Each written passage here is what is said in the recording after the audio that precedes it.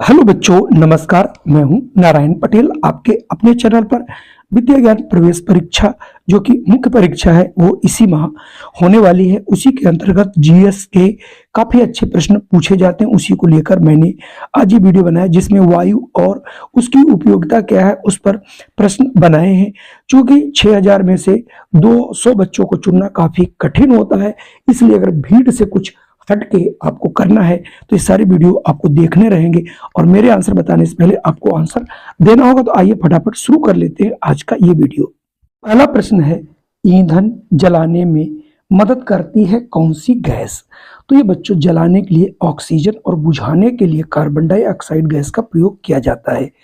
Urea खाद बनाने में किस गैस का प्रयोग किया जाता है? तो यूरिया में 46% नाइट्रोजन होती है, तो इसलिए नाइट्रोजन का प्रयोग किया जाता है। आग बुझाने के लिए किस गैस का प्रयोग किया जाता है? मैं आपको पहले ही आंसर इसका बता चुका हूं, कार्बन डाइऑक्साइड। वायुमंडल में कितने प्रतिशत नाइट्रोजन गैस होती है? सबसे अधिक होती है, जिसकी मात्रा बच्चों 78% होती, जो कि ऑप्शन ए के रूप में आपको दिखाई पड़ रहा है। वायुमंडल में ऑक्सीजन गैस कितने प्रतिशत होती है? ये आपकी 21% होती है। दोनों को मिलाकर के ये 99% होती है। बाकी जितनी भी गैसें हैं वो सब 1% के करीब होती हैं। ये भी प्रश्न कभी कभी पूछ लिया जाता है। अगला प्रश्न आपके सामने यहाँ पर दिखाई पड़ रहा होगा कि कौन सी गैस पौधों की वृद्धि में सहायक है, यानी पौधों की वृद्धि के लिए? तो ये बच्चों है नाइट्रोजन। ठीक है। सातवां देखिए, श्वसन की क्रिया में मनुष्य व जंतु कौन सी गैस ग्रहण करते हैं? सभी जानते हैं कि जितने भी जीवित प्राणी हैं वो सब कार्बन डाइऑक्साइड को श्वसन के रूप में लेते हैं। लोहे की वस्तुओं में जंग लगने का क्या कारण है? तो जंग तभी लगता है जब लोहे के पास कुछ नमी हो, यानी ऑप्शन ए वाला सही होगा। अगले प्रश्न है, श्वसन की क्रिया में पेड़ पौधे कौन सी गैस ग्रहण करते हैं? श्वसन में सभी, अब यहाँ पर ऑप्शन ही नहीं, अच्छा ये दिया डी, यानी ऑक्सीजन गैस ग्रहण करेंगे। अधिक हवा भरने से गुब्बारा क्यों फट जाता है? अब देखिए, गुब्बारा के फटने का कारण कि अगर आप ज्यादा हवा भर दोगे, दबाव बहुत अधिक हो जाएगा, और जब दबाव अधिक होगा तो वो गुब्बारा आपका फूट जाएगा। तो यहाँ से ऑप्शन सी वाला बच्चों सही होगा। अगला है, स्कूटर, साइकिल, कार आदि की ट्यूब फुलाने में किसका प्रयोग किया जाता है? सभी को मालूम है उसमें वायु का प्रयोग किया जाता है। अगला है 12वां, पेड़ पौधों की प्रचुरता में कौन सी गैस की मात्रा बढ़ जाती है? यानी जब अधिक पेड़ पौधे होंगे तो अधिक कार्बन ऑक्सीजन ये बनाएंगे, जब ये अपना खाना तैयार करेंगे, यानी प्रकाश संश्लेषण की क्रिया करेंगे। ठीक है। अगला प्रश्न आपके सामने है कि वायु प्रदूषण में कौन सा रोग हो जाता है? तो जब वायु प्रदूषण होता है उसमें सबसे अधिक दमा होता है। बाकी ये तो सब अन्य कारक हैं, लेकिन दमा जो रोग जो है वो वायु प्रदूषण का मुख्य कारक है। अगला है 14 कि पेड़ पौधों की पत्तियां मुरझा जाती हैं क्यों? तो पेड़ पौधे की जो पत्तियां हैं उनके मुरझाने का मेन कारण होता है वायु प्रदूषण। अगला है कि वायु में कौन कौन सी गैसें होती हैं? नाइट्रोजन, ऑक्सीजन और अन्य गैसों का मिश्रण होता है। 99% नाइट्रोजन और ऑक्सीजन, बाकी अन्य गैसें 1% में आती हैं। अगर मैं अगले प्रश्न की बात करूं तो अगला प्रश्न है, वायु प्रदूषण कम होता है। तो वायु प्रदूषण कम होने का मतलब है पेड़ पौधों की यदि संख्या अधिक लगाओगे तो कम होगा। अगला है, पेड़ पौधे लगाने से मिट्टी का अपरदन। ये चूंकि पहले भी प्रश्न पूछा जा चुका था कि जितने अधिक पेड़ पौधे लगाओगे तो वो मिट्टी का अपरदन कम होगा। अगर मैं अगले प्रश्न की बात करूं 18 की वायु प्रदूषण को नियंत्रण किया जा सकता है, तो वृक्षारोपण करके, परिवेश को स्वच्छ रखकर, कारखानों को शहर से बाहर ले जाकर, यानी अगर हम उपयुक्त सभी उपाय करेंगे तभी ऐसा संभव है।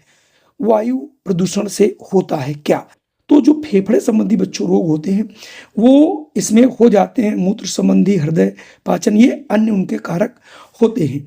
अगला प्रश्न आपके सामने, पहाड़ी मैदानों में इलाकों में तुलना में कौन सी गैस की मात्रा कम होती है? यानी वहाँ पर आपने देखा होगा जब हम पहाड़ों पर चढ़ते तो हमारी दम फूलती है, इसका मतलब वहाँ पर ऑक्सीजन की मात्रा कम होती है और उसी गैस को पूरा करने के लिए ऐसा करना पड़ता है। अगला है, बंद कमरे में कोयले की अंगीठी जलाने से कौन सी जहरीली गैस निकलती है?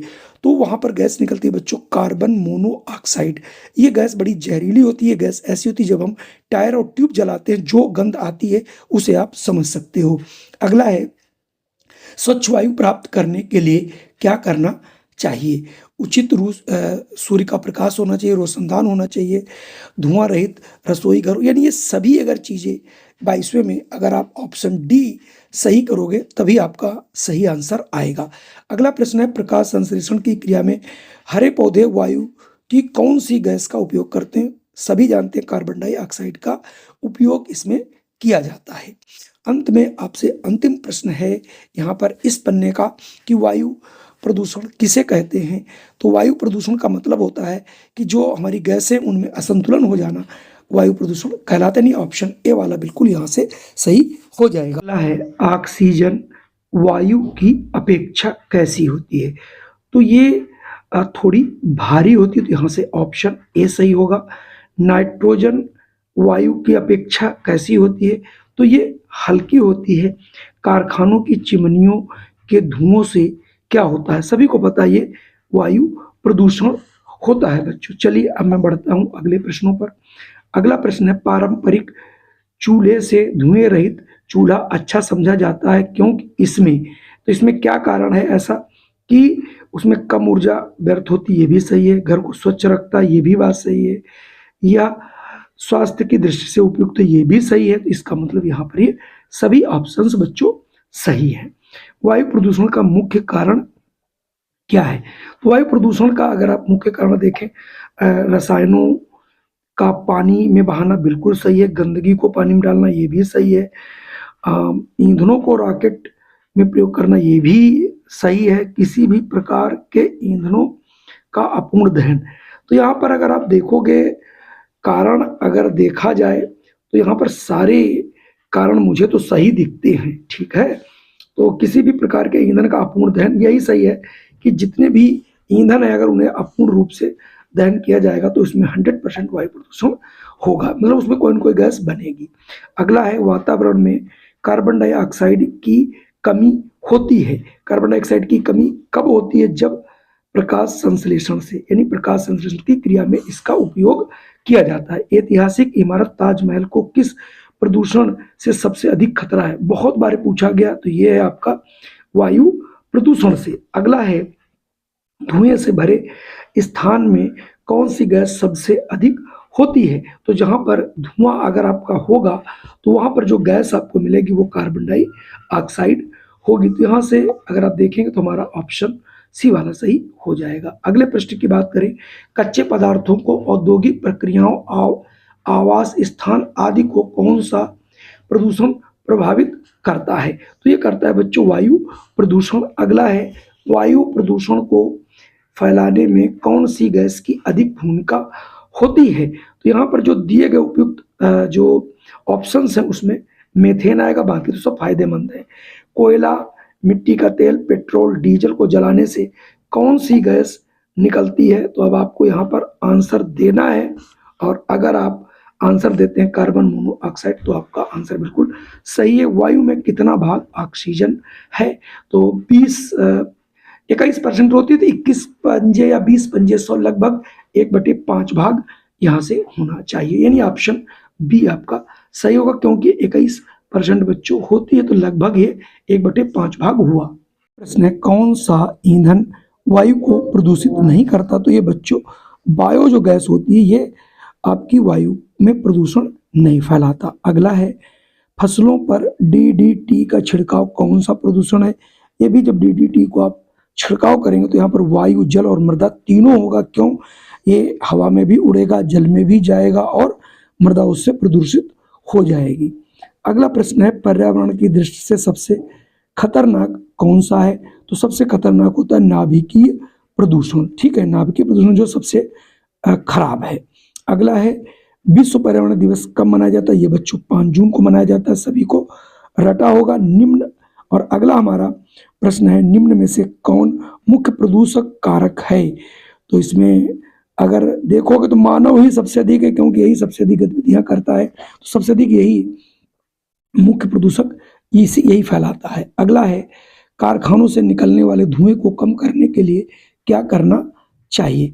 तो आप क्या कर सकते हो, इसमें चिमनी ऊंचाई आप बढ़ा देंगे तो ये बहुत ऊंचाई तक चली जाएगी, बस यही इसका, और कोई कारण नहीं। इसीलिए भट्ठे वगैरह जो लगाए तो उनकी चिमनियाँ काफ़ी ऊंची होती हैं। बीजों का परासरण कैसे होता है, तो अगर देखोगे परासरण का मतलब होता है बिखराव, यानी बीज एक स्थान से दूसरे स्थान तक कैसे पहुंचते हैं, हवा में उड़ करके पहुंच जाते हैं, जैसे कपास है। फलों के फटने से भी और जल से भी कोई गिर जाता है दूसरी जगह पहुंच जाता है, वहां उगाता है। तो यहाँ पर तीनों ऑप्शन सही हो जाएंगे। यहाँ पर एक चित्र दिया जा रहा है जहां पर आपको दिखाएगा क्यू की अवस्था में कौन सी प्रक्रिया हो रही है। तो यहाँ पर क्यू क्या है, यानी ये बादलों से पानी का गिरना, ये जो है क्या है, तो ये बारिश बोलते हैं इसको, यानी तो इसको आप क्या कहोगे, वर्षा। तो यानी 44 का यहाँ पर डी वाला हो जाएगा, यानी ये ऑप्शन है कि नदियों से पानी उठ करके बादल, बादलों से फिर पुनः गिरना। अगला है, निम्नलिखित में से कौन सी बीमारी वायु प्रदूषण के कारण होती है, ये भी प्रश्न पूछा गया है। तो जो अस्थमा है, दमा जो है, वही ये रोग होता है। तो कुल मिला के आज के भी ये हमारे 45 प्रश्न कैसे लगे। अगर वीडियो पसंद आया हो तो इसे लाइक करिएगा, शेयर करिएगा, चैनल पे पहली बार हो तो इसे सब्सक्राइब अवश्य करिएगा, क्योंकि हम इस प्रकार की वीडियो प्रतिदिन लाते रहते हैं। जय हिंद, वंदे मातरम।